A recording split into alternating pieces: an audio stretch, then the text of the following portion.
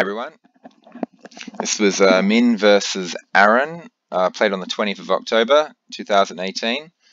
Let's dive into it.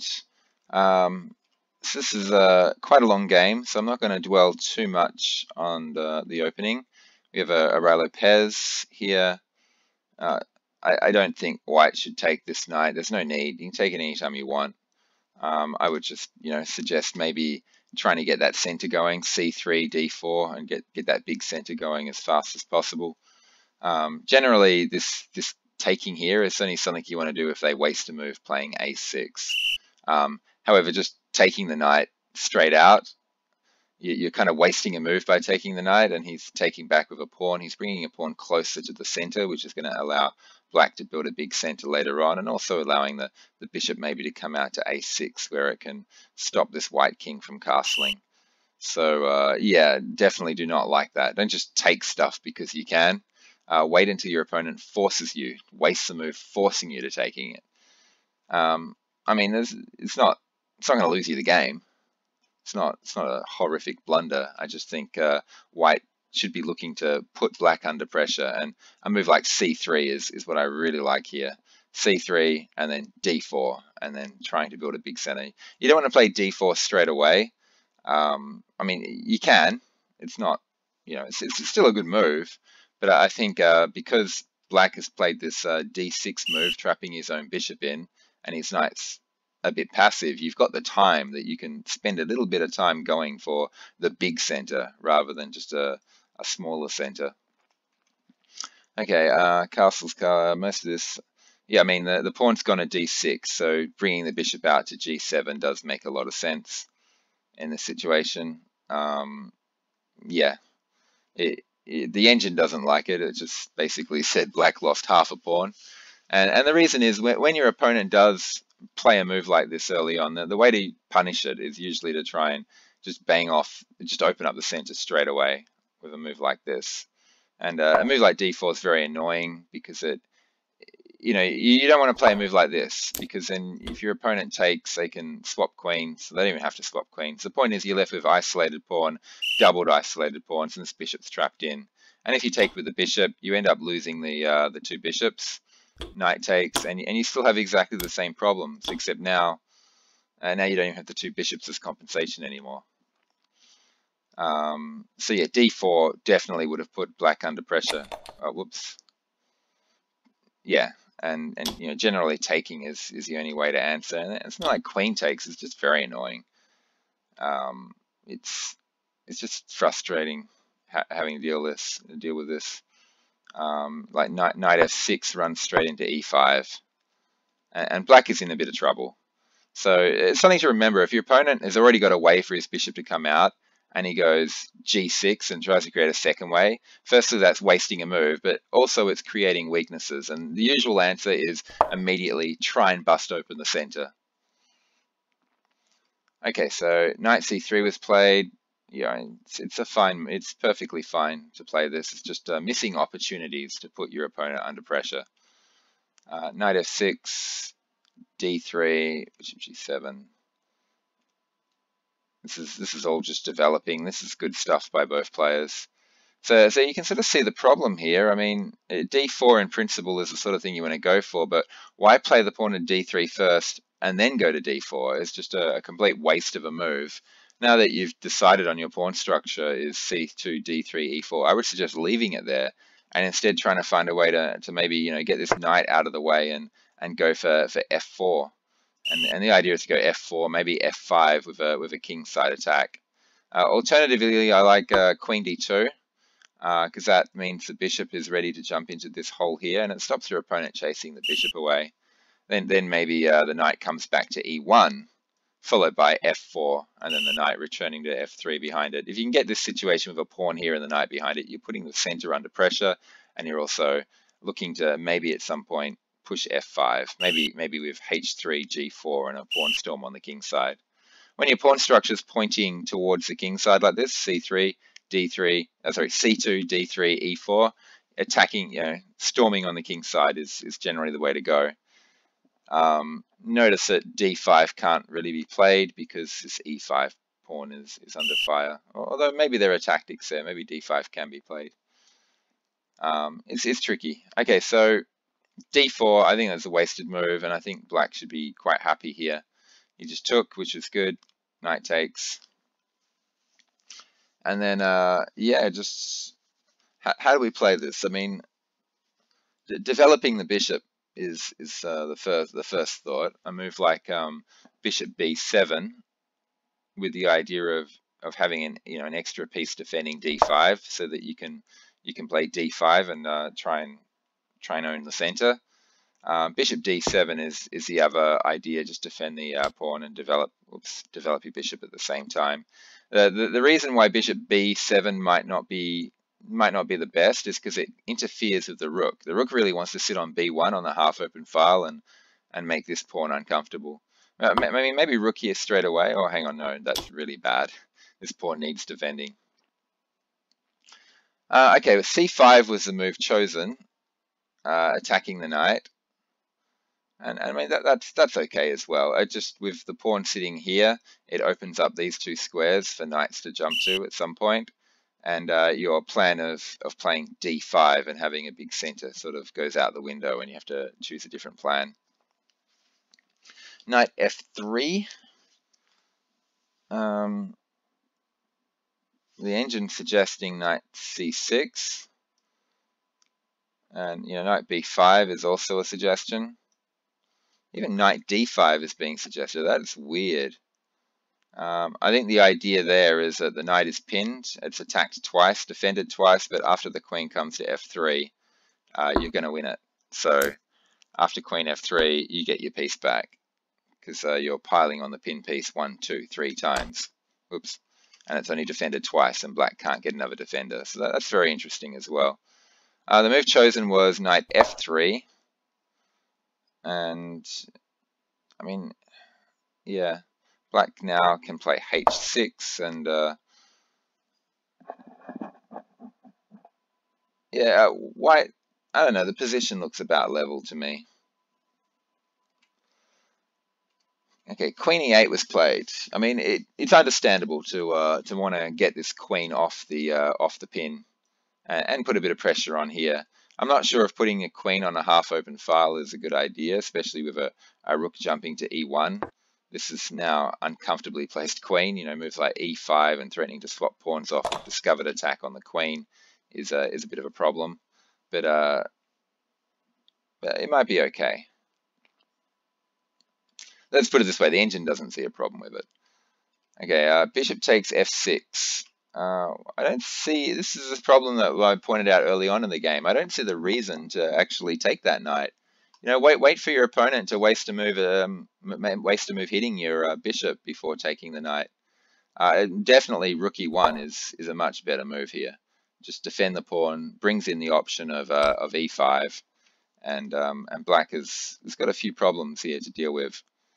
For example, bishop b7 looks like a decent idea, putting even more pressure on this pawn, but that can probably just be answered with a straight out e5, which is uncomfortable for black to deal with. For example, takes, and then there's discovered attacks threatened. This knight can threaten to take this pawn for free because the queen will be on pre to the rook at the end of it all. What was played though was bishop takes, yeah, which I don't like. Unfortunately, it's giving up a bishop for what I believe is not a very good knight. It gives black the 2 bishops in the endgame. It's just an unnecessary exchange. Okay, now rook e1. Yeah, rook e1 now. I mean, the problem is this is not really an option anymore. There are 1, 2, 3 pieces defending e5 and only 2 pieces. There'd be 3 pieces attacking that pawn if you play e5 and only 2 pieces defending it.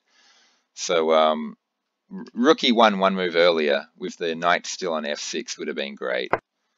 So he had the right idea, just he played an exchange that he shouldn't have played. So now bishop g4 was played. Yeah, that's okay. Knight d5. Queen d8 defends everything. More swapping.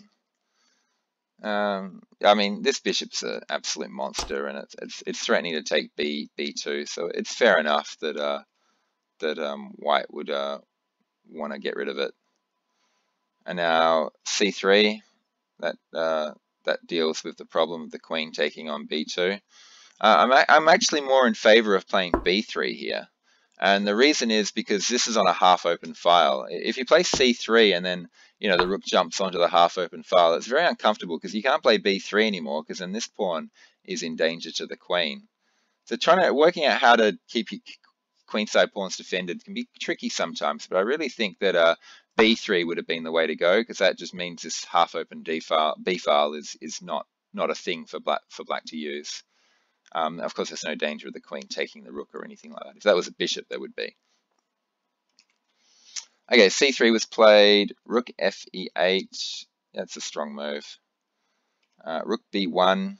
Yeah, as you can see, the move c3 has created a bit of discomfort for white. Now he's played his rook to b1. It would have been better almost to play rook b1 instead of c3 and leave the pawns flat like this, where they're in a more flexible formation. Bishop takes f3. Okay, we're going to get a bunch of swap-offs here. And this position's looking fairly level. Fairly level. a5, b3, c4. I'm not sure about c4. Like, the main thing here is that if a4 is ever played, you can always answer it with b4 and push past.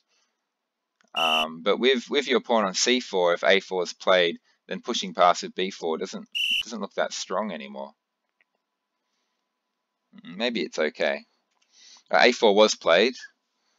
And I'm not sure if there's a rush to play a4. When I was saying play a4, I didn't mean play it immediately. I was thinking later on that a4 could be a bolt from the blue, which causes problems. Here, white played king g2. It's hard to tell where the kings actually want to sit. It does look like this king here wants to sit on c6. But where does the white king want to sit? So it's tricky. Maybe by playing f4, king wants to sit on f3. It's hard to tell. Okay, a takes, that creates a backward a pawn. King g7, I think king f8 is probably better. Running it over to the queen side would be a better option. King g7, rook a1, rook h8.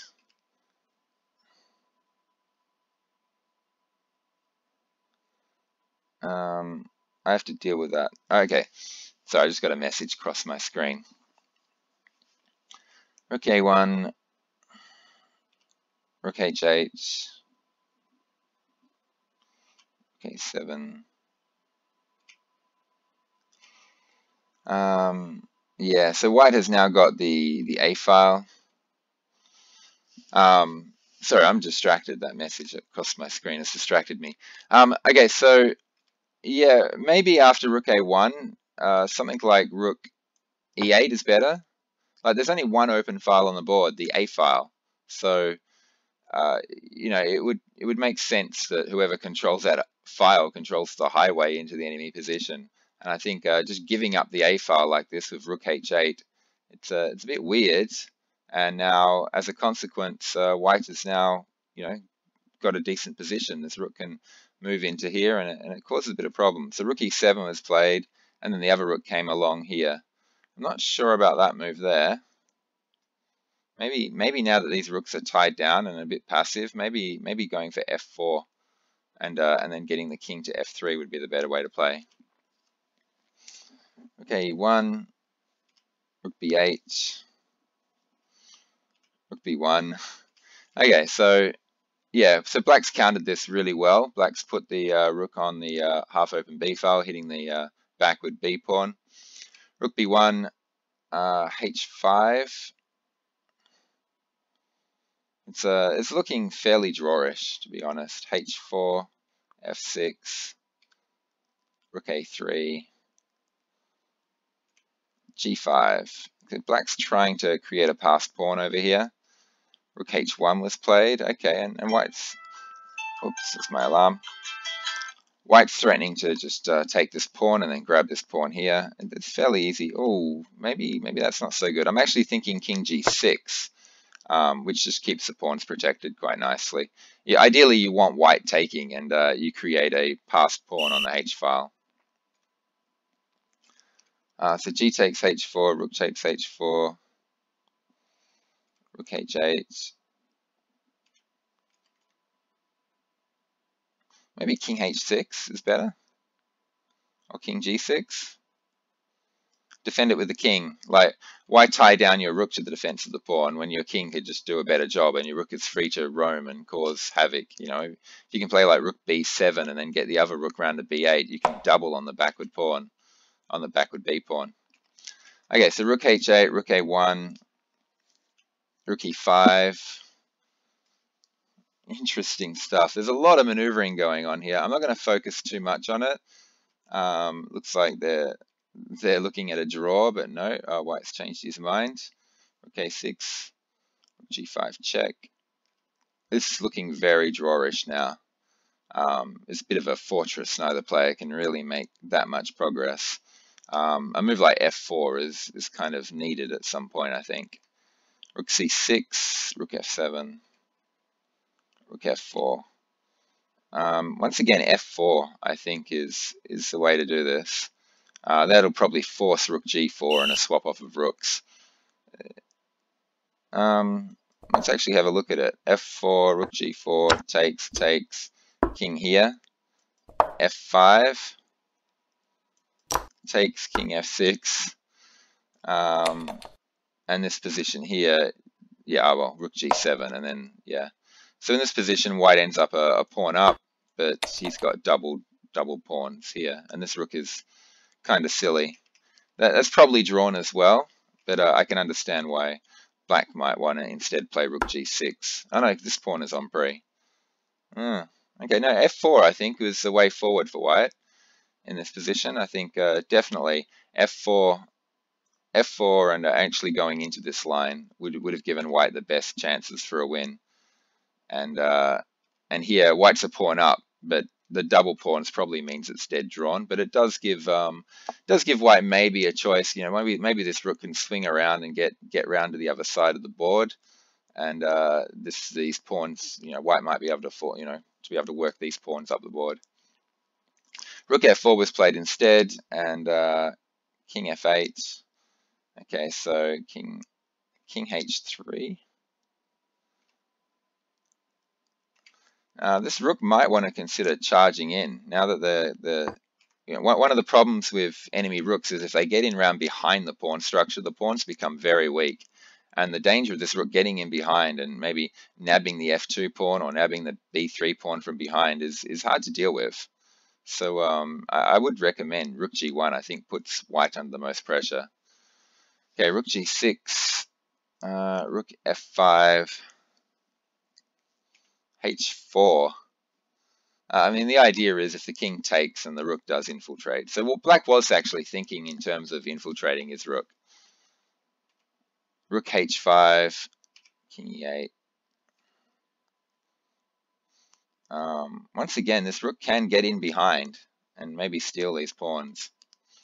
King d7, rook a6, f5. Okay, and what we've got here is we've got the situation where white is a pawn up, but he's got doubled isolated f pawns, and in a rook ending, that it's basically drawn. Check. King goes to e6, and some big swap offs could occur here. Instead, I played f4. I'm a bit surprised by that move. I mean, the engine likes it, so it must be good. f4, rook takes. What's the idea?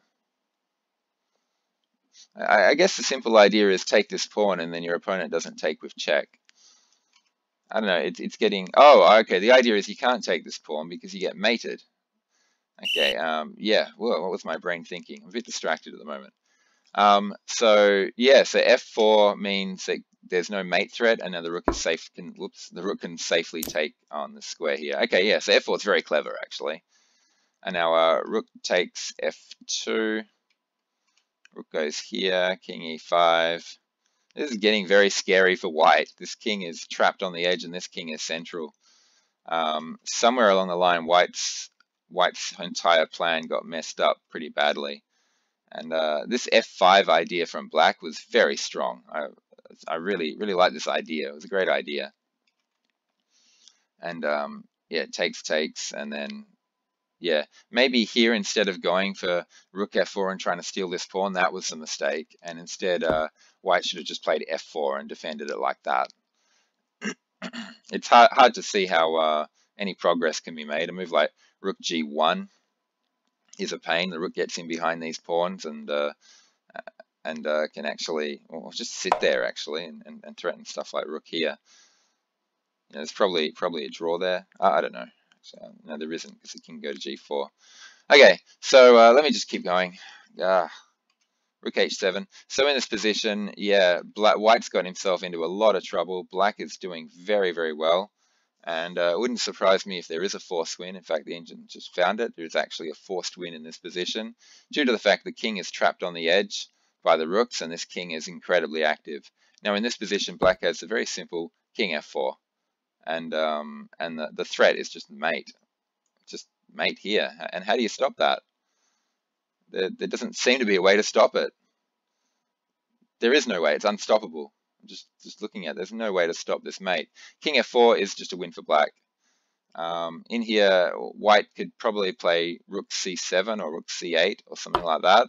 And the idea is you can start checking the king from behind, and that eliminates the mate threats. But by playing rook a1, you can't check the king from behind. The king can perfectly safely sit there. So rook a1 was a major blunder, and should have lost white the game right there. Instead, black missed it, and he just started going on a checking spree. Still probably is one for black with perfect play, but it's very hard to find. So king h2, rook f2 check, king h1. That king is so much trouble. Rook e2 was played. That's probably to stop the check here, but I can't help but feel that maybe we can move the rook back here or something and threaten a mate, and that will cause a lot of problems.